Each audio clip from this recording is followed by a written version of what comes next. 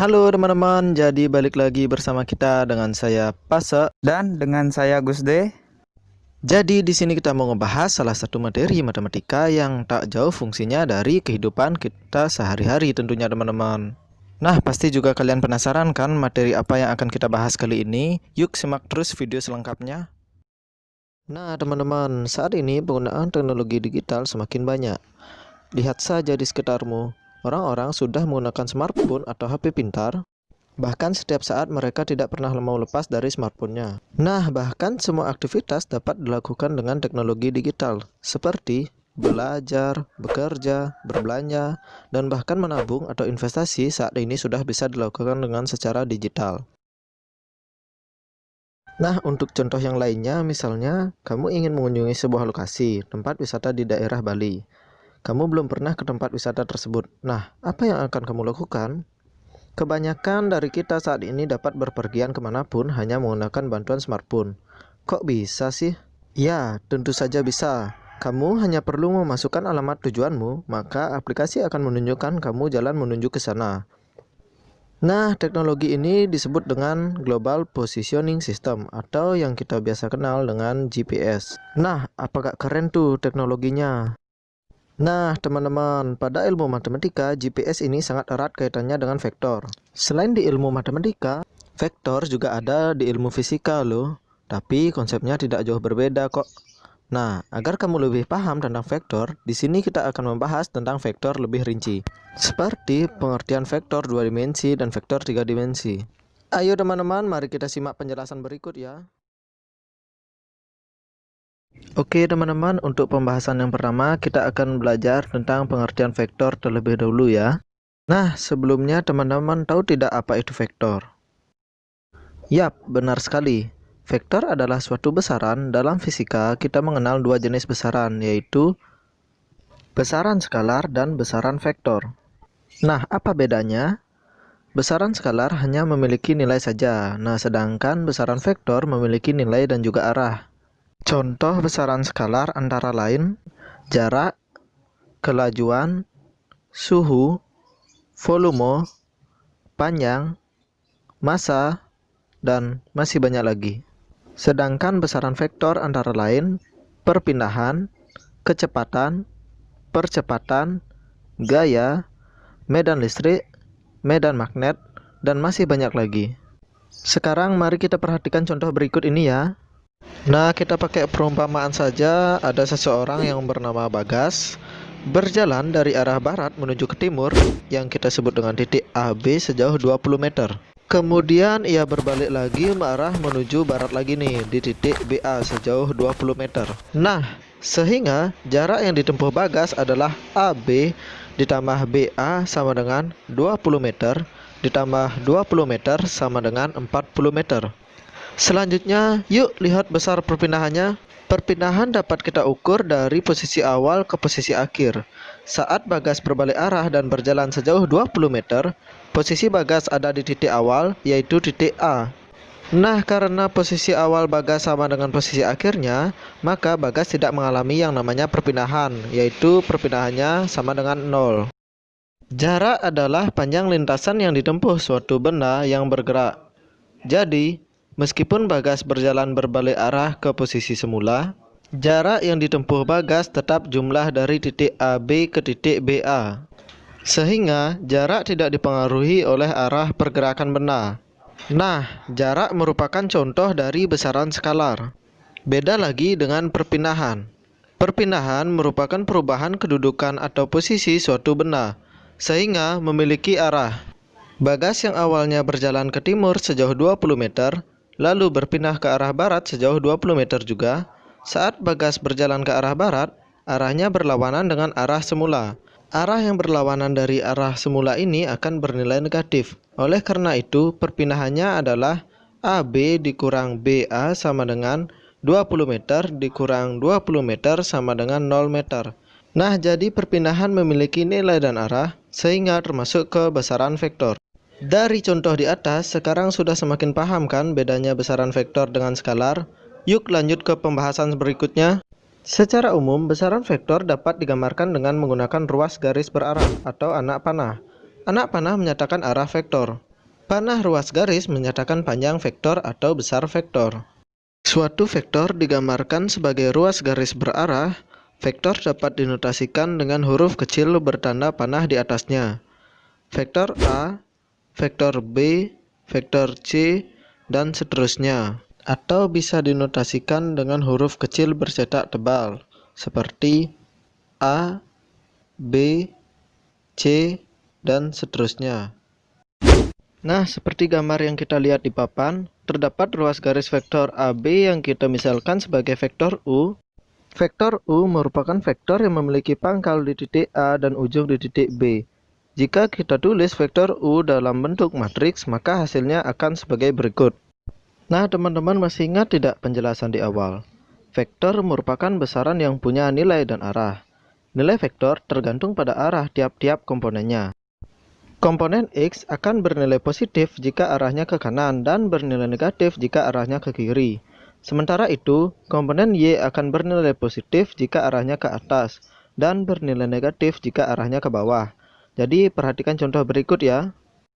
Nah, teman-teman, untuk kalian menentukan nilai vektor C, kita bisa lihat pergeseran arahnya.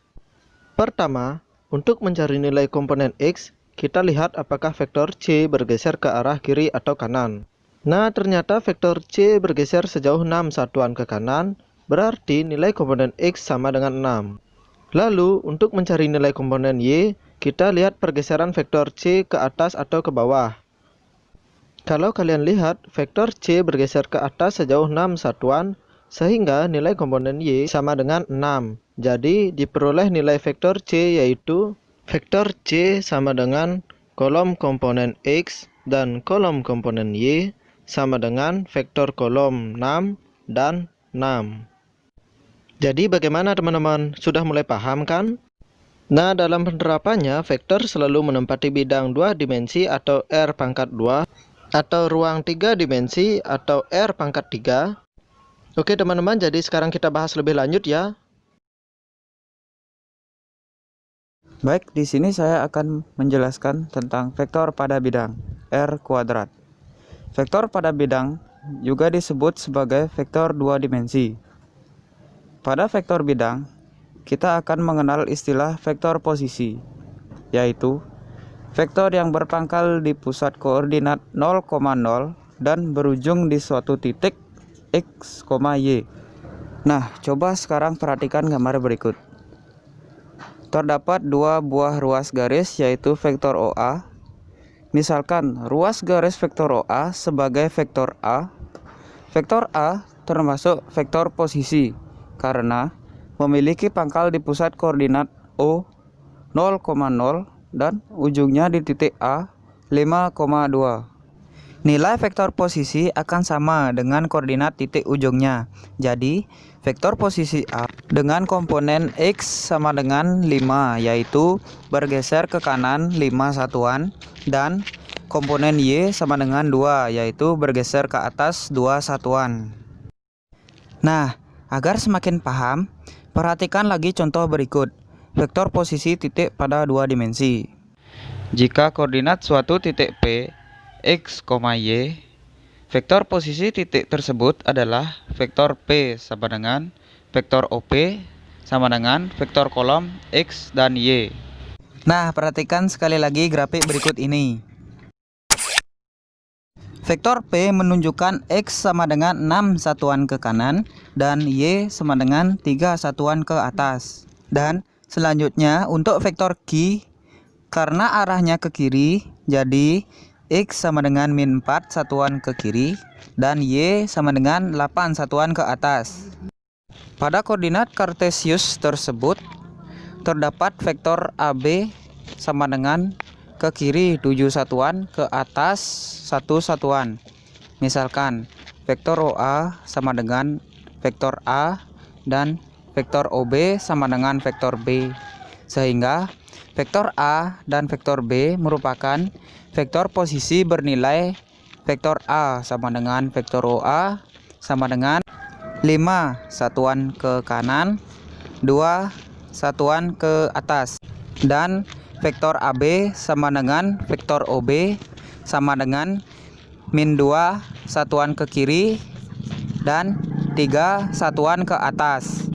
Jika kita menghitung nilai vektor B dikurang vektor A, maka akan diperoleh vektor B dikurang vektor A sama dengan vektor OB dikurang vektor OA sama dengan vektor kolom min 2 dan 3 dikurang vektor kolom 5, 2 sama dengan hasilnya vektor kolom min 7 dan 1. Artinya, vektor AB dapat diperoleh dari vektor posisi titik B dikurangi vektor posisi titik A. Vektor AB sama dengan vektor OB dikurang vektor OA sama dengan vektor B dikurang vektor A. Oke, jadi di sini kita lanjut ke materi panjang vektor pada bidang R kuadrat. Nah, tentunya sampai di sini kalian udah mulai paham ya. Sekarang mari kita menentukan panjang vektor pada bidang 2 dimensi. Misalkan panjang vektor R merupakan vektor pada ruas garis vektor UR. Vektor R dapat dinyatakan dengan vektor R sama dengan kolom X dan Y. Pada gambar di samping, koordinat OPR membentuk segitiga siku-siku dengan sisi alas X, sisi tegak Y, dan sisi miring vektor R. Oleh karena itu, panjang vektor R dinotasikan dengan, kalian dapat mencarinya dengan menggunakan teorema Pythagoras, yaitu, jadi kalian perhatikan ya gambar di samping. Diketahui vektor B sama dengan kolom min 2 dan 3, jadi tentukan panjang vektor B. Pembahasannya, panjang vektor B sama dengan akar X kuadrat ditambah Y kuadrat sama dengan akar dalam kurung min 2 kuadrat ditambah 3 kuadrat sama dengan akar 4 ditambah 9 sama dengan akar 13. Jadi sampai di sini kalian udah paham kan? Karena setelah ini kita akan lanjutkan pembahasannya ke vektor dalam ruang 3 dimensi. Nah, di sini saya kembali akan menjelaskan tentang vektor pada ruang R3 dimensi. Nah, agar bisa lebih memahami konsep vektor dalam ruang, coba perhatikan ilustrasi berikut. Vektor dalam ruang atau vektor 3 dimensi merupakan vektor yang memiliki 3 buah sumbu, yaitu X, Y, dan Z. Nah, ketiga sumbu tersebut saling tegak lurus dan berpotongan di satu titik yang akan menjadi titik pangkal vektor tersebut. Penulisan vektor 3 dimensi dalam bentuk matriks sebenarnya tidak jauh berbeda dengan vektor 2 dimensi. Hanya saja vektor 3 dimensi terdapat tambahan satu komponen, yaitu komponen Z. Misalkan saja pada ilustrasi, vektor DF sama dengan vektor kolom komponen X, Y, dan Z sama dengan vektor kolom 6, 9, 4. Dari titik D ke depan 6 satuan, ke kanan 9 satuan, dan ke atas 4 satuan. Vektor FC sama dengan vektor kolom min 6, 0, dan min 4. Nah, selanjutnya ada panjang vektor pada ruang R3 dimensi. Panjang vektor dalam ruang juga dapat ditentukan dengan cara yang sama, yaitu panjang vektor dalam ruang. Misalkan, vektor A terletak di dalam ruang, sehingga vektor A sama dengan vektor X ditambah vektor Y ditambah vektor Z. Tampak pada gambar di samping. Panjang vektor A dapat ditentukan dengan rumus seperti berikut. Vektor dalam bidang A sama dengan akar X kuadrat ditambah Y kuadrat ditambah Z kuadrat. Adapun contoh sebagai berikut ini. Diketahui vektor A sama dengan vektor kolom 1, 2, 3. Tentukan vektor dalam bidang A. Nah, pembahasannya sebagai berikut. Vektor dalam bidang A sama dengan akar X pangkat 2 ditambah Y pangkat 2 ditambah Z pangkat 2 sama dengan akar dalam kurung 1 pangkat 2 ditambah 2 pangkat 2 ditambah 3 pangkat 2 sama dengan akar 1 ditambah 4 ditambah 9 sama dengan akar 14 satuan panjang. Oke teman-teman, jadi untuk materi yang terakhir di video ini kita akan membahas tentang materi kesamaan dua buah vektor nih. Perhatikan ilustrasi berikut ya. Dua buah vektor dikatakan sama jika panjang dan arahnya juga sama. Seperti vektor A sama dengan min 4 dan 1. Dan vektor B juga min 4 dan 1. Vektor A dan B dikatakan sama karena komponen X dan Y-nya juga memiliki nilai yang sama. Nah, perhatikan lagi gambar di samping nih.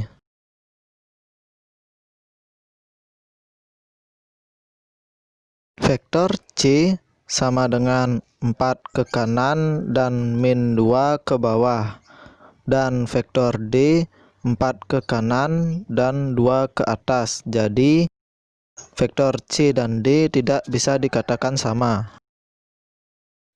Jadi vektor U sama dengan dalam kurung X1 Y1 dan vektor V sama dengan dalam kurung X2 Y2 sama, dan hanya jika X1 sama dengan X2 dan Y1 sama dengan Y2. Vektor U sama dengan X1 Y1 dan Z1, dan vektor V sama dengan X2 Y2 dan Z2 sama jika dan hanya jika X1 dan X2 Y1 sama dengan Y2 dan Z1 sama dengan Z2. Oke teman-teman, demikianlah materi tentang konsep dasar vektor. Untuk materi operasi vektor akan ada di video selanjutnya ya. Sampai jumpa lagi, bye bye.